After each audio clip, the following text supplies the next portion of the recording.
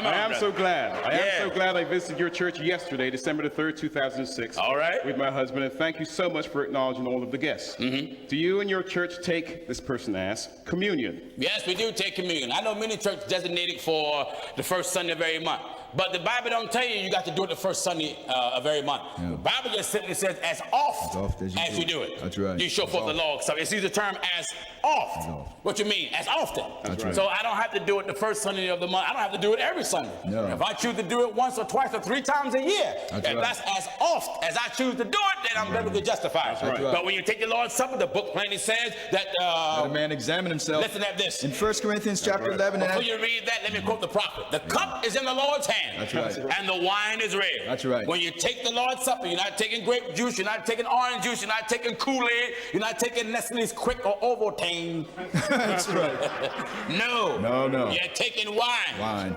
Wine. Now you got to use, I want to tell you, preachers, let's use good judgment when you get this wine. I wouldn't advise you to go to the state store. No. But the Bible says, let your good be evil spoken of. That's right. You come out the state store with a brown paper bag telling you it's for the Lord. That's right. Yeah, right. Most folk ain't gonna buy it. No. So I would advise you to go to a store, a religious setting. Right. In a religious setting, we get ours from a rabbi store, a Jewish store. You know, where they have the matzah, the unleavened bread, and the Jewish wine. So yes, I would encourage you to get that. Otherwise than that, I would advise you to go to the state store and come out with a brown paper bag, because I know that's what some of you do anyway, and they ain't got anything to do with communion. That's right. Huh? That's right. Listen. 1 Corinthians chapter 11 and verse 28. All right. But let a man examine himself. Now, before you take communion, you got to check yourself out. That's right. Examine yourself. And so let him eat of that bread. All right, first you got to examine yourself. Paul said examine yourself to see whether you're in the faith. That's right. Examine yourself. See are you clean enough. And if you're not clean enough, I advise you to fast and pray for the cleaning of self. That's right. For the purification of self. That's right. Don't worry about nobody else. Deal with yourself. That's right. Because you're dealing with bread that represents Jesus' body, that flesh and blood. And you're dealing with bread that represent the blood. And you're dealing with wine or that represent the blood, and bread that represent flesh. That's right. Now, Jesus said when he broke bread, this is my body that's broken. Broken for you. What you mean, broken? His body went through suffering. That's right. Now, this is the key. Wonderful. Notice when the Catholics serve communion, they don't break the bread. No. Right. They give you a wafer or unleavened bread intact. That's right. That's right. Violation. You are not allowed to take the Lord's Supper with bread that's not broken. That's right. Because if you take bread and you eat it and it's not broken, then you fail to acknowledge the suffering of Christ. That's right. Huh? Because Jesus plainly said in the book of Luke. In the book of Luke 22 and verse 19. Listen. And he took bread. He took bread. And gave thanks. And gave thanks. And Hold it. I'll pray for us. Now, before you serve the bread, That's right. you got to pray over Gotta it. pray. I know many of you so-called apostolic preachers put one hand on the bread and one hand on the wine and pray at the same time. No. No, let's come on right back to the book. That's right. And see the way Jesus done it. That's right. Get this. And he took bread. He took bread. And gave thanks. And gave thanks. And brake it. And break it. And gave unto them. And gave it to them. Saying, this is my body. This is my body. Which is given for you. This is my body that's given for you. This do in remembrance of me. Now, he broke it. That's One right. scripture says, this is my body that was broken for you. That's right. Now, if you don't break the bread, you're not recognizing the suffering of the Messiah. That's right. When you leave the bread whole, you're ignoring his suffering. Amen. So after you pray, you gotta break it. That's right. Then serve it. Then serve it. All right, what's next? Also Luke 22 and verse 17. Yeah.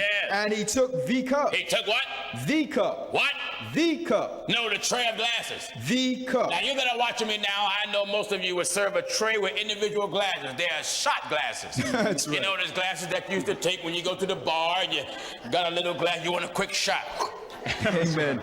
Huh? Amen. Go another quick shot. That's It's right. amazing how the shot glasses now became communion glasses. That's right. Am I right? That's right. Now the Lord our God did not have a shot glass. No. Jesus plainly demonstrated it and took what? And he took the cup. The cup, the cup, the cup. Why did he only use one cup? Because blood for redemption was only locked up in one body. That's right. Huh? That's right.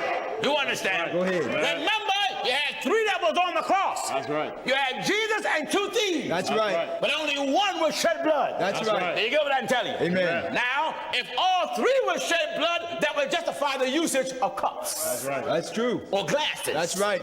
But only you had one. Only one. Just one. That's right. The Son of Man. That's right. The Son of God, the Messiah, the prophet, if you will. That's right. The apostle, That's right. Christ Jesus. Amen. Listen. And he took the cup He took the cup. and gave thanks. All right, now he prayed over that too. That's right. So here you had him praying over the bread, then gave that. Then he prayed over the cup. The cup. And then he done what? And gave thanks. He gave thanks. And said, take this. You take this. And divide it among yourselves. Now divide it among yourselves. Now I had many folks get upset with me because I preached the one cup and say, well, how in the world can you take one cup and divide one cup among yourselves? All you got to do is ask the neighborhood drunk among his friends. Some of you watching me now, you do it. That's right. Some of you that are here now, you used to do it. Amen. Am I right? I said. Amen. Some of you here still do it. Amen. Now, many times when they was in the world, you will get a quart of liquor, and once you get that quart of liquor, you will be on the corner with your friends, and you all pass that quart around. That's right. You're dividing one bottle of liquor among yourselves. Among yourselves. Now, Jesus only had one cup. That's right. Filled with wine. And he gave it to each of them. That's right. What was that? What was going on? They were dividing it among themselves. That's right. And that's the way Jesus done it, and that's the way it must be done now. Amen. All right, come on, Dan.